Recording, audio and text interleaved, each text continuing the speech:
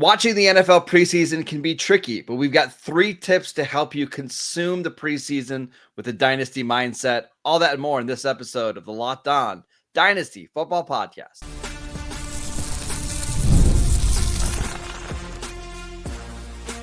You are Locked On Dynasty Football, part of the Locked On Podcast Network. Your team every day. Here are your hosts, Marcus Mosher and Kate Madjuk.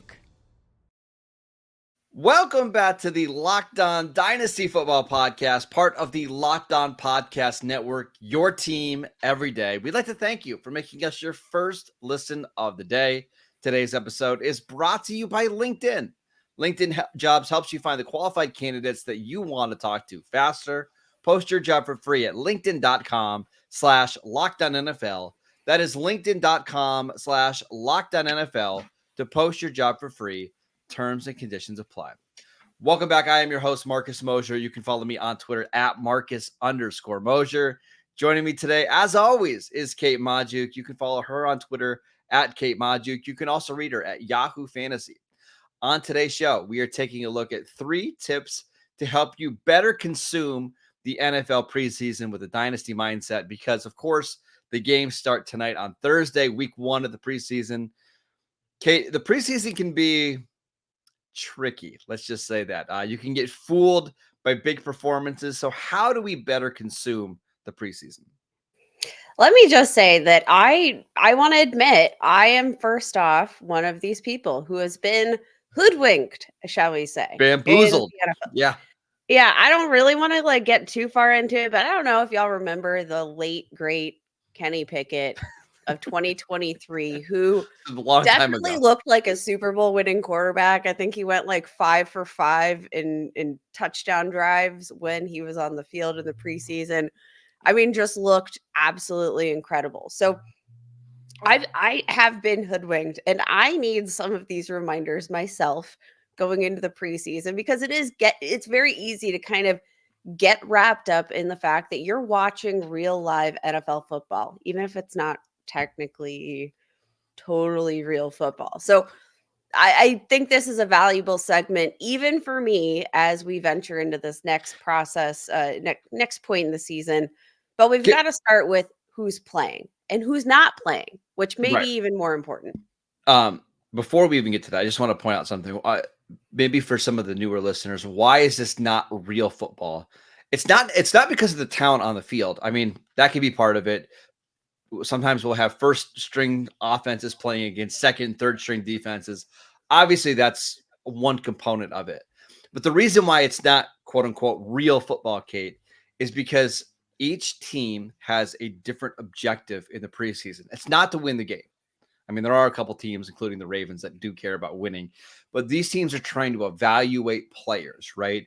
And sometimes it's not even about evaluating the players. It's about evaluating the coaches and how quickly can they get play calls in and who should be doing what role on game day. So there's a million things that are going on in a preseason game that don't actually contribute to winning. And that's what it's for, is to work out some of the kinks, right? In what's in the operation, right? On top of that, on defense, let's just use defense here. Most defenses or most defensive coordinators are using very basic and vanilla defenses to just see what their players can do on the field. They don't want them making mental mistakes. They just want to see what do they look like on the field? How athletic are they? What are they struggling with? And a lot of times that leads to the offenses just having field days, like your guy Kenny Pickett last year, just tearing up very vanilla defenses. You're not going to see that in the regular season, right? So it's fun. I'm glad preseason football is back. I enjoy it, but it's not real football. Yeah. And again, there are so many aspects of the preseason that make it really impossible to evaluate from an objective standpoint.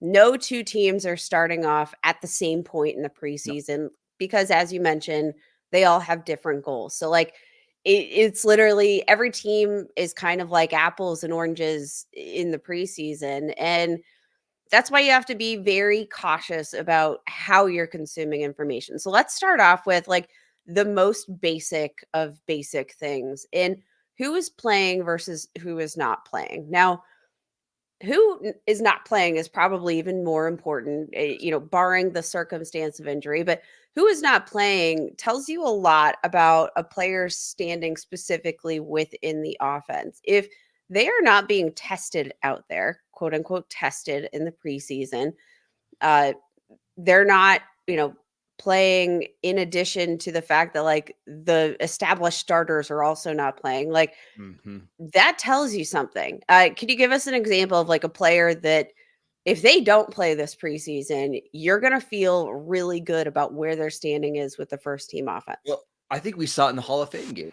DeAndre Swift did not suit up, but Roshan Johnson and Khalil Herbert did. And I believe it was Khalil Herbert that was playing like well into the third quarter, right, of that game. I think that's a perfect example. It's so clear that DeAndre Swift is the starter in Chicago that he doesn't need these preseason reps. But I do think the Bears are trying to figure out behind him who is the best number 2 option. I think that's a perfect example. I think there's sometimes we'll even see rookies maybe play a series or 2. I'll give you an example. I would be shocked if Malik Neighbors plays more than like 25 plays in the preseason, right? Because he's going to be the number 1 receiver for the Giants. He's going to be basically their entire offense. There's no point to putting him out there in the preseason and exposing him to injury. We already know that he's going to be a fantastic player. He doesn't need to see the field. Now, if Jalen Hyatt is playing well into the second half and he's playing behind Darius Slayton and Wan'Dale Robinson and the other 15,000 slot receivers that the Giants have, I'm going to be concerned. That's why I think the snaps do matter and when they come.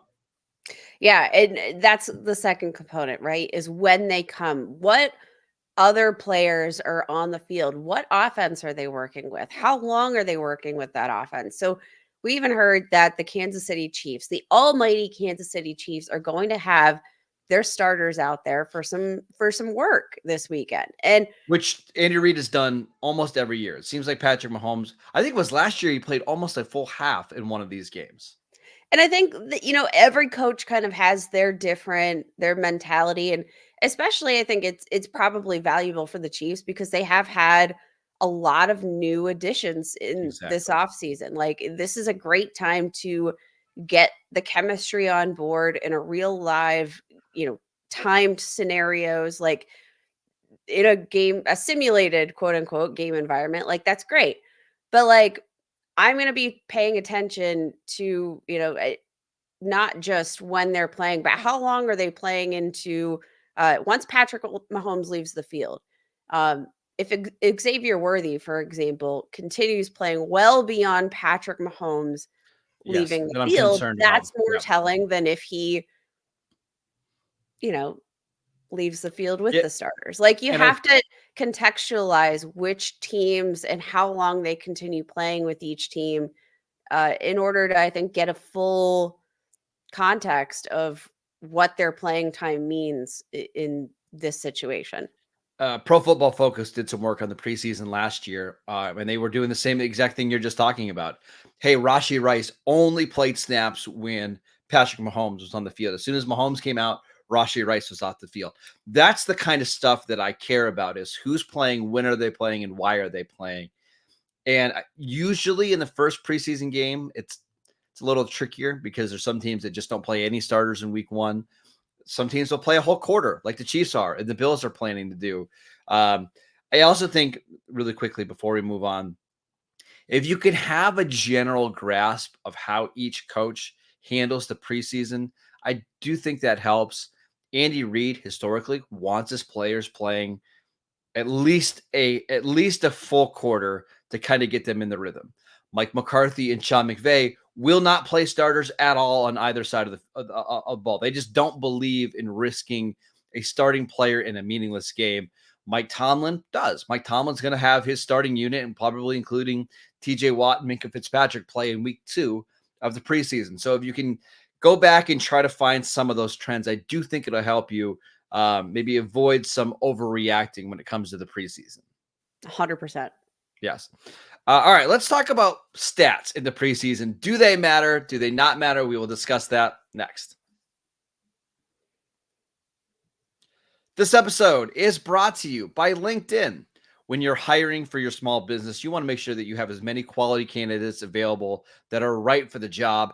That's why you have to check out LinkedIn Jobs. LinkedIn Jobs has the tools to help you hire the right professionals for your team faster and for free. LinkedIn isn't just another job board. LinkedIn helps you hire professionals that you can't find anywhere else, even those who aren't actively searching for a new job, but might be open to the perfect role. In any given month, over 70% of LinkedIn users don't visit other leading job sites. So if you're not looking on LinkedIn, you're looking in the wrong place. On LinkedIn, 86% of small businesses get a qualified candidate within 24 hours. Hire professionals like a professional on LinkedIn. Post your job for free at linkedin.com/LockedOnNFL. That is linkedin.com/LockedOnNFL to post your job for free. Terms and conditions apply. Welcome back to the Locked On Dynasty Football Podcast. We want to thank you for making us your first listen of the day. For your second listen, go enjoy the Locked On Fantasy Football Podcast. Get daily insights to the best fantasy draft strategies so that you can go and win your redraft leagues this season. Part of the Locked On Podcast Network, your team every day.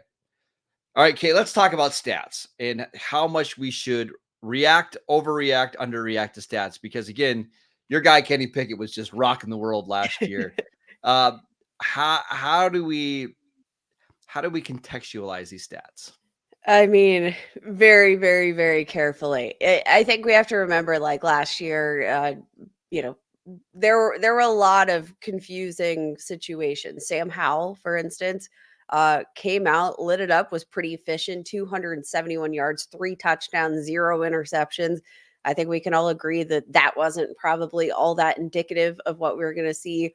Aiden O'Connell, one of the best quarterbacks of the preseason last year, 482 passing yards, 3 touchdowns, 0 interceptions. Like, it's great when you can put together a nice statistical performance. It's great. You love to You'd see rather it. see that than the opposite, right? Yes, absolutely. You would rather see that than like a 4 interception outing, 1 touchdown. Like, yeah, I would rather see efficiency than inefficiency. But Which, by the way, I think that's the more telling part of this. Like, if you have a player who is really struggling in the preseason, that's when I get concerned. But if a player looks awesome, I don't overreact to that. I think it's performing poorly in the preseason is more telling than a player performing well in the preseason. yeah, it sucks. You want to give players their flowers for doing well, but like again, you have to contextualize. For example, my guy Kenny Pickett was incredibly efficient in the preseason, led all quarterbacks in PFF passing grade over that 4-week preseason time. And guess what? It didn't matter. Because Kenny Pickett, like it didn't matter how efficient he was. He was still playing against those vanilla defenses. He was still playing against second and third team defenses who again, opposing coaches staff just wanted to get like a look at. So instead of looking at the stats, we've got to look at what the players are doing in their role when they're actually on the field. Like what, and this is, quarterback, we know exactly what we're looking at with quarterback. We know what role the quarterback is playing. But Yes. for example, the running back position, are they in on third down scenarios? Are they only in on short yardage scenarios? Like Mhm. textualizing how they're playing the position they're playing is just as important as stat lines they're producing.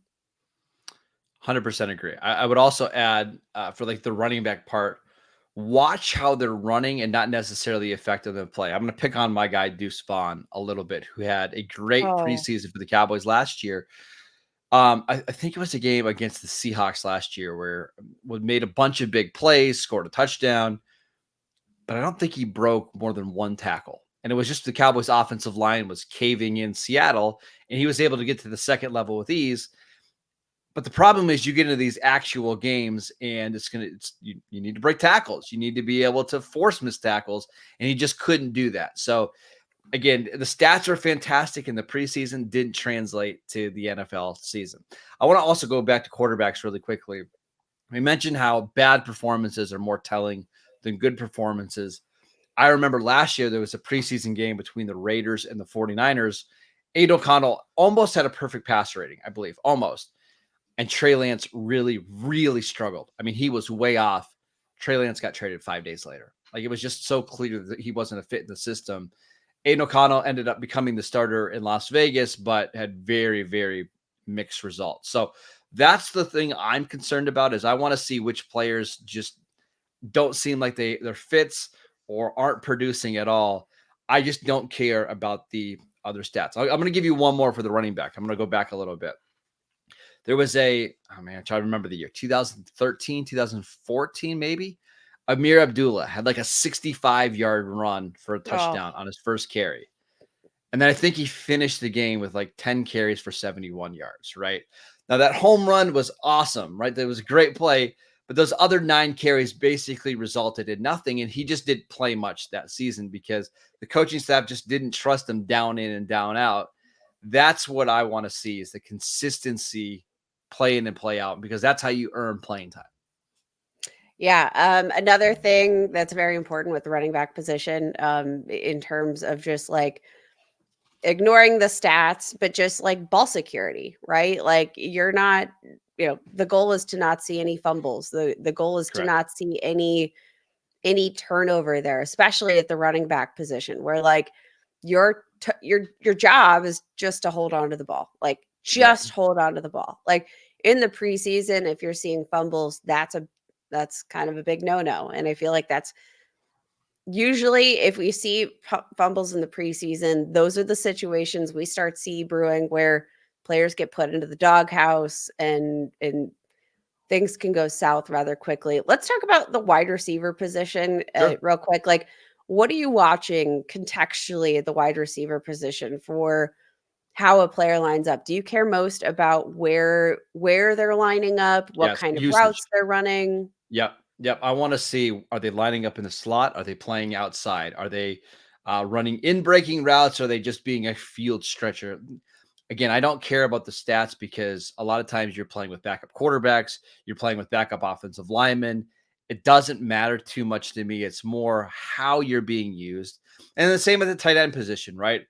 If we're seeing a tight end that was, he's a slot receiver being played as a slot receiver, that gets me excited, right? If he's playing mostly in line, not running a lot of routes, that's where I get a little bit concerned about maybe the fantasy upside there. Yeah, looking at the percentage of snaps they spend blocking versus running a route can be very huge to just projecting what you're going to see. And just get a feel for the coaching staff's level of curiosity, even like, and when they're running those routes, are they just kind of getting these balls close around the line of scrimmage? Are they stretching the field in those more intermediate areas? Like, all of those things are able to paint you an interesting picture when you're trying to figure out what could this player's role be, and instead of just looking at the stats sign or the stats for face value. Because again, as we've said, all of these different components, the fact that you're facing a second and third team defense, maybe, or the fact that you're playing with a backup quarterback that you wouldn't normally play with in the regular season, like, all of those things make it really hard to contextualize the actual number. But the usage in that can be telling in terms of a coach's plan for this player specifically heading into the actual season. All right, okay, let's talk about, should you even watch the preseason? Does it cloud our brains too much? We will discuss that next. This episode is brought to you by Gametime. Gametime is an authorized ticket marketplace of Major League Baseball, which means that you can get tickets faster and easier than ever before. Prices on the Gametime app actually go down the closer that it gets to first pitch. And with killer last-minute deals, all-in prices, views from your seat, and their lowest price guarantee, Gametime takes the guesswork out of buying MLB tickets. You can save up to 60% off buying last-minute tickets for sports, concerts, comedy, and theater events near you, and save even more with exclusive in-app deals on select seats ahead of the game or the event. And you can save even more when you choose a section and let Gametime choose your exact seats. Take the guesswork out of buying MLB tickets with Gametime. Download the Gametime app, create an account, and use promo code LOCKEDONNFL for $20 off your first purchase. Terms apply. Again, create an account, redeem promo code LOCKEDONNFL for $20 off. Download Gametime today. Last minute tickets, lowest price guaranteed. Welcome back to the Locked On Dynasty Football Podcast. We are discussing how you should consume the preseason, which leads me to this question, Kate. Should you even watch the preseason, or does it bring too many, I'm trying to think of the right word, differing opinions and thoughts that maybe could cloud your judgment? I do think you should watch the preseason. And again, this is kind of why we want to do this show, right? Because there are a lot of differing opinions out there. Some people feel that watching the preseason, though it's nice to see football again, can kind of cloud your judgment, which is why, we wanted to package up some context for you on how to consume this as an informed dynasty manager and how to utilize the information you're seeing and actually translate it to long-term dynasty value and assessments. Like, how can you use this information to assess these players without necessarily looking at the box score? And that was our goal here, because again, I can understand if you are an emotional, a reactionary manager, and there are some people that just know, like, they can get easily hyped. They buy into the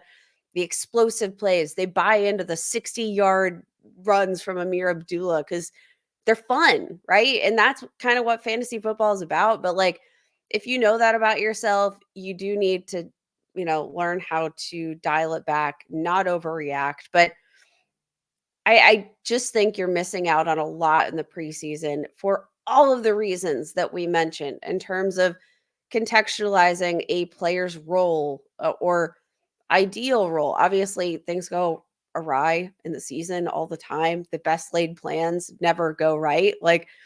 But in an ideal circumstance, you get to see sort of a coach's thought process of the pecking order on his team. You get to see the players' kind of overall play style. Like you mentioned, Deuce Vaughn. Like, if you had kind of just looked at the box score, you might be super excited. But then you contextualize the fact that this is like a 5'5", teeny tiny running back who's getting incredible lanes blocked out for him. Like, you would miss that additional context. Like, you would miss the fact that, yeah, this dude isn't getting, this yardage because he's running tough and he's gaining yards after contact. And like, no, he's doing exactly what he should be. He's taking what the offense line is blocking for him. All of those are good things. But again, it's all about understanding how those stats came to be. Yes. There's also this other phenomenon that I wanted to talk to you about a little bit. And I'm very guilty of this, but I remember, I think it was 2013, 2014. The Eagles had a running back named Bryce Brown, who was this really high recruit. And they played a late Saturday night preseason game, and he looked awesome. And I was watching this game, and I thought, oh man, this is awesome. This is like my little secret. Nobody else in my dynasty league is staying up till 11 p.m. on a Saturday night to watch an Eagles preseason game. And I thought, because I'm watching this guy play well, that I have a secret over all the other dynasty managers in the league. And I ended up being wrong. Bryce Brown ended up being nothing in the NFL. Sometimes we have a tendency to overrate players in games that we watch versus just stat lines that you see on ESPN the next day, right? And that happens a lot in the preseason. You'll watch a guy, you look good, and then when it comes to the draft, like if you're in a redraft league or your dynasty league, you're going to overrate that player because you remember watching him during that preseason game. So it's really easy to get tricked into that, and you have to be very cautious of that. You have to be measured in your consumption, Yes. right? And I think that's why you have to go into this with the certain mindset of what you're looking for. Either use this as an opportunity to, scout for your dynasty teams, use it as a learning experience for the season, or watch it to have fun. I think the biggest danger zone is when you're trying to do both. And Yes. Yeah. that honestly sounds really boring of me, but I do think like because of how like for me, I know I get so excited when football is back and I just want to watch football. I want to watch live game reps. Like I Yes. want to Yes. see play calling. I want to see I just want the NFL vibes back in my life. So like I always have to go into every single preseason reminding myself, okay, yes, you're excited that the NFL is back, but this is what you're actually watching for. Don't get caught up in the emotions and excitement. You know, you want to walk away with something. Yes. Can I give you one last tip before we head out? Is for my let's say my starters in my dynasty lineup in my top 5 bench guys, I put 0 stock in the preseason. I'm just being truthful, like 0. But what I care about the preseason is for the guys at the very bottom of my roster, you know, the guys you're stashing or guys that could potentially be like waiver wire fillers late in the year because Yep. maybe you see somebody like Dylan Lobby, right, who's the running back for the Raiders, and he looks really good, but we know he's not going to play a lot early on. And you think, okay, hey, if there's ever an injury, this guy could instantly become fantasy relevant. I think those are the type of players that you should keep an eye on. Guys that aren't necessarily on your roster, but that could be on your radar if something else changes. I love that. Roster, radar. Yeah. Yes. There you go. All right. That is it for today's show. We want to thank you for making Locked On Dynasty Football your first listen today. Now go listen to the Locked On Fantasy Football podcast. Get daily insights to the best fantasy draft strategies so that you can win your league this season. You can find the link to Locked On Fantasy Football in the descriptions. So you don't even need to search. We're making this so easy for you. Part of the Locked On Podcast Network, your team every day. Go check out the Locked On Dynasty Football podcast on YouTube or wherever you get your podcasts. We are free and available on all platforms. You can follow Kate on Twitter at Kate Modjuk. You can also read her at Yahoo Fantasy. I'm at Marcus_Mosher, and we will see you right back here tomorrow.